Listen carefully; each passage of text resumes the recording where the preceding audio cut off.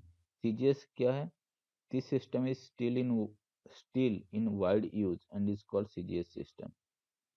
So when SI units are used, the unit of pressure is 1 Pascal. Pressure का SI unit में 1 pascal है।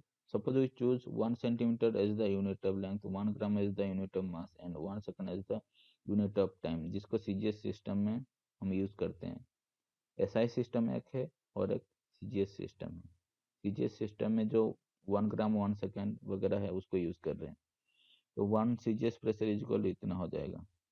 तो जैसे हम इसको 1 मीटर की जगह 100 सेंटीमीटर करेंगे और 1 kg की जगह 1000 ग्राम करेंगे और इसमें डालेंगे 1 pascal divided by 1 CGS pressure is equal to 1 kg by 1 gram 1 meter by 1 centimeter 1 second. ये दोनों कट गया, इसमें 10 to the power 3 आया।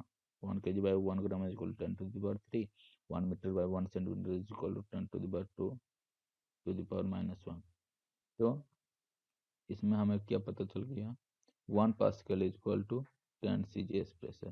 तो इसमें यूनिट कन्वर्जन में भी ये हेल्पफुल होता है कि एक SI सिस्टम ऑफ यूनिट है तो उसको हम CGS सिस्टम ऑफ यूनिट में कैसे कन्वर्ट करें। तो हम इसी प्रकार उसको कन्वर्ट कर सकते हैं। इसका प्रोसेस ये है। दोनों का हम पहले प्रेशर का हम क्या किए कि प्रेशर का हम डायमेंशनल एनालिसिस करके उसका निकाल लिए।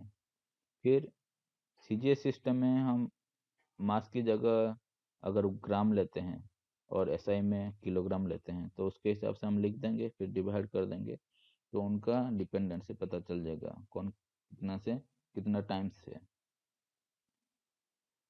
Thus, knowing the conversion factors for the base quantities, one can work out the conversion factor for, तो हमें conversion factor यहाँ पे पता चल गया। यहाँ पे conversion factor क्या था, 10 था। 1 पास्कल को हम 1 CGS is equal to 1/10 pascal, या फिर 1 pascal is equal to 10 CGS pressure. ये कन्वर्जन फैक्टर 10 है।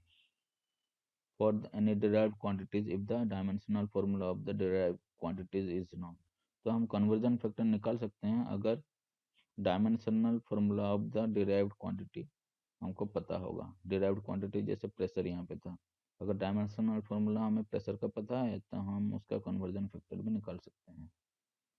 डिड्यूसिंग relation among the physical quantities, तो जो भी फिजिकल क्वांटिटीज है उनके अंदर का जो रिलेशन है उसको भी हम डायमेंशनल एनालिसिस के माध्यम से यूज कर सकते हैं।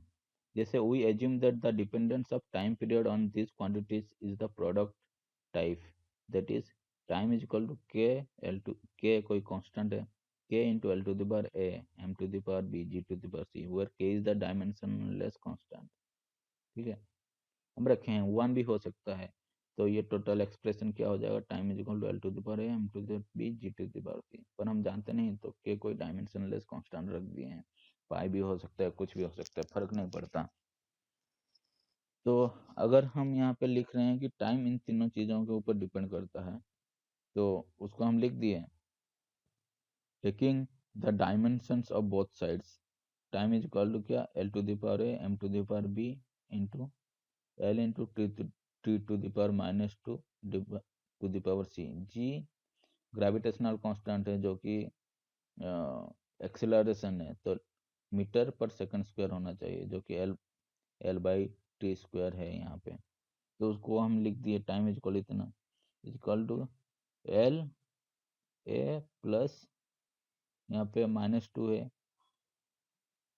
l का वैल्यू यहाँ पे क्या है, l to the power c हो जाएगा, इसको ब्रैकेट से निकालेंगे तो a plus c, l to the power a plus c, m का b ही रहेगा पावर और टाइम का t to the power -2 into c -2c. Since the dimensions on both sides must be identical, homogeneous होने के लिए, तो हम यहाँ पे l इधर कुछ नहीं है तो a plus c is equal to 0 कर दिए। इधर क्योंकि t ही है, यहाँ पे हम क्या लिख सकते हैं, l to the power 0, m to the power 0, t to the power 1। ठीक है, तो l a plus c is equal to 0, b is equal to 0, -2c is equal to 1। तो अगर हम सॉल्व करेंगे तो यहाँ पे c का वैल्यू -1/2 आएगा, a का वैल्यू 1/2 आएगा, b का वैल्यू 0 आएगा। ठीक है, b का वैल्यू 0 आया है, और c का वैल्यू हम यहाँ पे -1/2 पुट करेंगे तो a का वैल्यू यहाँ पे कितना आएगा, 1/2 आएगा। Putting this values in equation 1.3 हमें क्या मिलेगा, time is equal to, time period is equal to k into root over l by g. l का वैल्यू हाफ था, 1/रूट ओवर यहाँ पे क्या था, l का वैल्यू यहाँ पे पुट करेंगे तो time is equal to k into l to the power 1/2 into m power 0 g की पावर c है -1/2। तो ये नीचे आ जाएगा तो l by g, root over l by g. तो आप इस तरह भी निकाल सकते हैं, आपको एग्जाम में दे सकता है कि डायमेंशनली आप इसको सॉल्व करें। Limitations of the dimensional method, तो इसका क्या लिमिटेशन है, although dimensional analysis is very useful in deducing certain relations, it cannot lead us too far. First of all, we have to know the quantities on which a particular physical quantity depends.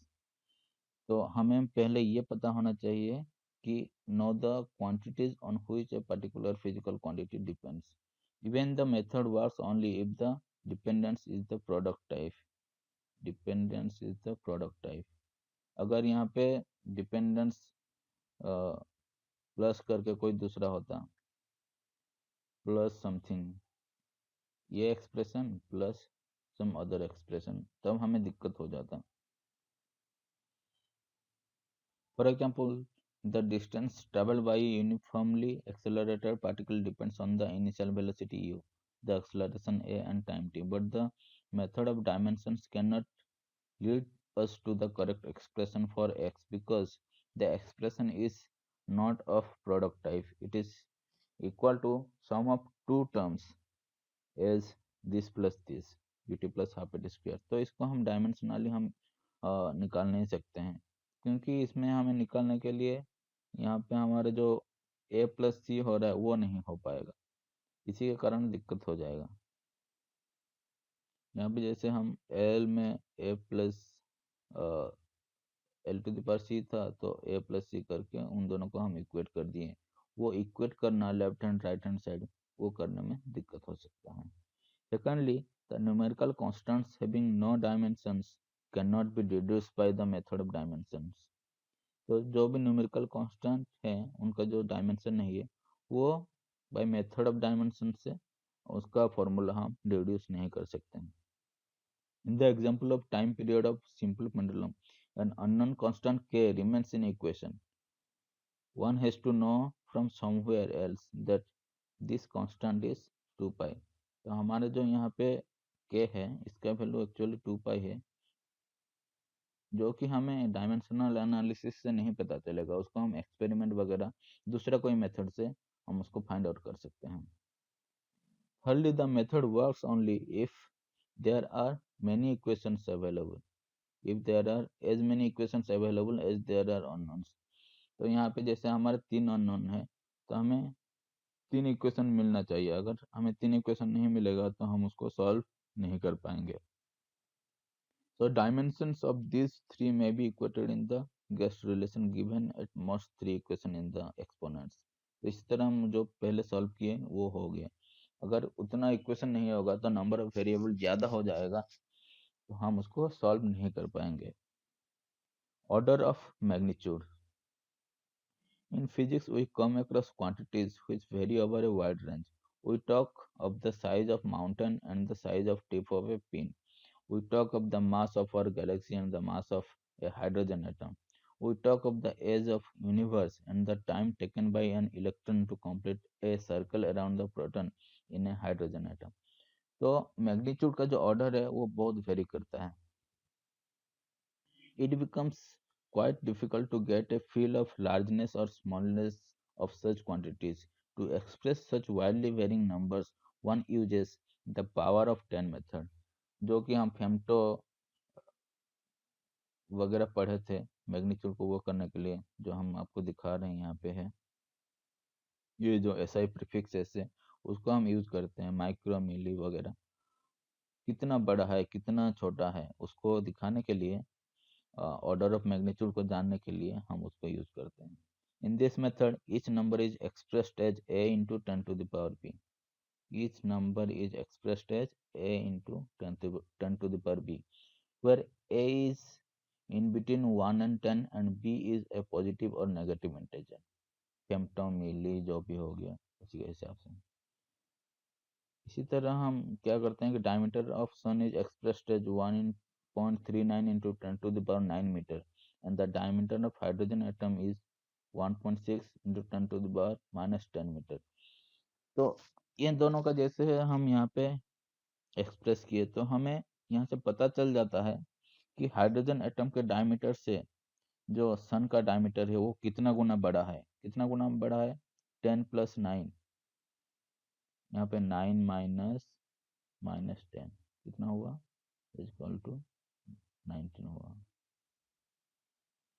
तो सूर्य 19 गुना, minimum 19 गुना hydrogen atom के diameter से उसका diameter बड़ा है. To get an approximate idea of the number, one may round the number a to 1 if it is less than or equal to 5 and to 10 if it is greater than 5. The number can then be expressed approximately as 10 to the power b. तो अगर कोई 5 से ऊपर है, 5 से 10 के बीच में है, तो इसको हम 10 मान सकते हैं. और कोई 1 से 5 के बीच में है तो हम उसको 1 तक राउंड करके मान सकते हैं, जिससे हमें टोटली उसको 10 टू द पावर b इसको हम लिख सकते हैं. Sun's diameter is equal to 10 to the power 9 meter और हाइड्रोजन एटम का diameter is equal to 10 to the power minus 10 meter approximately. तो उससे हमें उनका पता चल जाएगा ऑर्डर ऑफ मैग्नीट्यूड, जो कि हमें यहाँ पे बताया the difference is 9 minus 10 is equal to 19. तो हमें पता चल जाता है कि सूर्य हाइड्रोजन एटम के डायमीटर से 19 गुना बड़ा है. Let us estimate the number of persons that may sit in a circular field of radius 800 meter. The area of the field is इतना, okay, is equal to pi r square. 3 pi का value put कर दिए 3.14 into r square 10 to the power 6 meter square. The average area of one person occupies in sitting is equal to 0.25 meter square, equal to 2.5 into 10 to the power minus meter 10 to the power minus 1 meter square is equal to 10 to the power minus 1 meter square. 2.5 को हम approximate करके 1 को 1 तक ले आए. Approximate करने के लिए हम, क्योंकि ये 1 से 5 के बीच में है, तो इसको हम अप्रोक्सीमेट करके 1 कर दिए, तो एक person 10 to the power minus 1 meter square में बैठ सकता है. तो number of persons who can sit in the field is 10 to the power 6 divided by 10 to the power minus 1 is equal to 10 to the power 7. तो 10 to the power 7 लोग यहाँ पे बैठ सकते हैं उस फील्ड में. The structure of the world, इसके बारे में हम देखते हैं. इसके बाद हमारा चैप्टर खत्म हो जाएगा. तो इसमें क्या लिखा है कि पूरा दुनिया कैसा है. Man has always been interested to find out the world is structured, how the world is structured. long ago scientists suggested that the world is made of certain individual small particles. The number of particles in the world is large, but the varieties of particles are not many. तो क्या है बोल रहे हैं यहाँ पे कि पहले तो साइंटिस्ट क्या सजेस्ट किए कि world is made of certain indivisible small particle. जो भी पूरा दुनिया बना है वो एक छोटे छोटे पार्टिकल से बना है, जो कि उनको और तोड़ा नहीं जा सकता, जिसको हम एटम का नाम दिए। एटम से बना हुआ है, जो इंडिविजिबल है। आजकल उसको डिवाइड कर दिया जा रहा है, जिसके कारण न्यूक्लियर फिजन या फ्यूजन रिएक्शन होता है, वो अलग बात है। पर पहले, सबसे पहले एटम को इंडिविजुअल माना गया, और ये एटम से सारे दुनिया बना है। इनका बहुत सारा पार्टिकल है, न्यूमरस पार्टिकल है, पर इनका जो वेराइटी है, नंबर ऑफ एटम्स, वो varieties varieties of particles are not many. ये ज़्यादा नहीं है उनका वेराइटी। एक ही वेराइटी के बहुत सारे atom. Old Indian philosopher Kanadi derives his name from this proposition. In Sanskrit or Hindi, Kana means a small particle.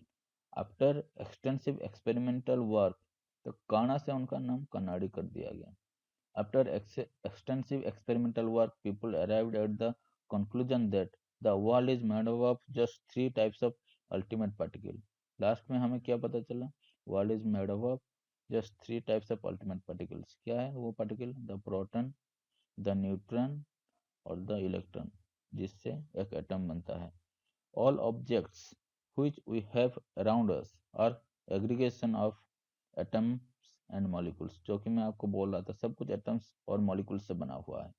The molecules are composed of atoms and the atoms have at their heart a nucleus। Molecule में atom होता है और atom के अंदर उनका nucleus होता है। Nucleus के अंदर क्या होता है? प्रोटॉन और न्यूट्रॉन होता है। इलेक्ट्रॉन जो होता है वो न्यूक्लियस के चारों ओर एक अरेंजमेंट में होता है, घूमता रहता है। It is the number of protons, neutrons and electrons in an atom that decides all the properties and behavior of a material। तो नंबर ऑफ जो भी इलेक्ट्रॉन, प्रोटॉन और न्यूट्रॉन है, उनके हिसाब से कोई भी चीज़ का प्रॉपर्टी चेंज हो जाता है, गुण चेंज हो जाता है। जैसे आयरन में कुछ नंबर ऑफ पार्टिकल्स है, और गोल्ड है, उसमें अलग नंबर ऑफ पार्टिकल्स और इलेक्ट्रॉन, प्रोटॉन, न्यूट्रॉन है। उसी के कारण उन दोनों का प्रॉपर्टीज में इतना डिफरेंस आ जाता है। एक जो है गोल्ड, वो सुपर कंडक्टिव है आयरन से बहुत ज़्यादा, और उसका कलर अलग है, आयरन का अलग है। आयरन रस्ट हो जाता है, ये रस्टिंग नहीं होता है जनरली जल्दी, ये इनएक्टिव जैसा है। इसी तरह उनका प्रॉपर्टीज चेंज हो जाता है नंबर ऑफ इलेक्ट्रॉन, प्रोटॉन और न्यूट्रॉन के हिसाब से। However, the laws that we generally deduce for these macroscopic objects are not always applicable to atoms, molecules, nuclei or the elementary particles। तो जो भी बड़े ऑब्जेक्ट के लिए जो लॉ होता है, वो छोटे ऑब्जेक्ट के लिए नहीं होता है। इनका नानो फिजिक्स जो हो गया, वो इसके ऊपर क्वांटम फिजिक्स। तो हमारा फिजिक्स दो चीज में डिवाइड हो जाता है, एक क्वांटम, एक फिजिकल। जो भी फिजिक्स है, और जो छोटे पार्टिकल का फिजिक्स है उसको हम क्वांटम फिजिक्स बोलते हैं, और जो बड़े पार्टिकल का होता है उसको हम क्लासिकल फिजिक्स बोलते हैं। ठीक है।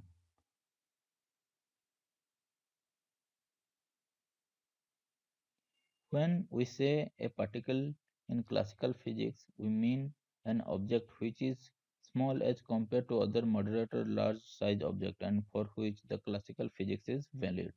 It may still contain millions and millions of atoms in it।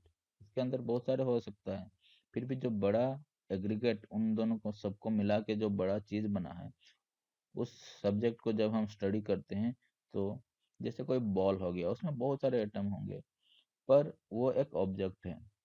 और उसको हम जब स्टडी कर रहे हैं, कितने वेलोसिटी में जा रहा है, कि इधर जा रहा है, उधर जा रहा है, प्रोजेक्टाइल मोशन में जा रहा है, तो वो एक सब्जेक्ट हो जाता है। उसको हम क्लासिकल फिजिक्स के हिसाब से उसको यूज कर सकते हैं, सॉल्व कर सकते हैं, क्योंकि वो उसका रूल को फॉलो करता है, वो उतना भी छोटा नहीं है। और जो छोटे छोटे पार्टिकल का होता है, उसको हम क्वांटम फिजिक्स बोलते हैं, जिसको दूसरे सब्जेक्ट्स में पढ़ा जाएगा। तो यहाँ पे ये सब्जेक्ट खत्म होता है। यहाँ पे कुछ वर्कड आउट एग्जाम्पल हैं, आप इनको कर सकते हैं, और शॉर्ट आंसर भी हैं। तो ये बहुत इजी है। डायमेंशनल एनालिसिस जो एग्जाम्पल हम किए, उसी के बेसिस पे है। अगर आपको किसी में दिक्कत है तो आप कमेंट सेक्शन में कर सकते हैं। जिसमें दिक्कत होगा आप मुझे बोलिएगा समझने में, तो मैं उसको आपको फिर से समझा दूंगा। और इसके शॉर्ट्स आंसर भी हैं कुछ कुछ जिसको सॉल्व कर सकते हैं। और पूरे लास्ट में इसका कुछ सॉल्यूशन दिया गया है, ऑब्जेक्टिव 1 ऑब्जेक्टिव 2, इसके साथ आप मेल कर सकते हैं। तो आज यहाँ पे मेरा चैप्टर 1 कॉन्सेप्ट ऑफ फिजिक्स ख़त्म होता है। चैप्टर 2 में हम पढ़ेंगे फिजिक्स एंड मैथमेटिक्स। क्योंकि मैथमेटिक्स फिजिक्स का लैंग्वेज है तो इसका बेसिक कॉन्सेप्ट्स हमें ज़रूरी है, तो उसके बारे में हम पढ़ेंगे। तो आज यहाँ पे मैं रखता हूँ। नमस्कार। Have a nice day and have fun understanding physics, playing with it.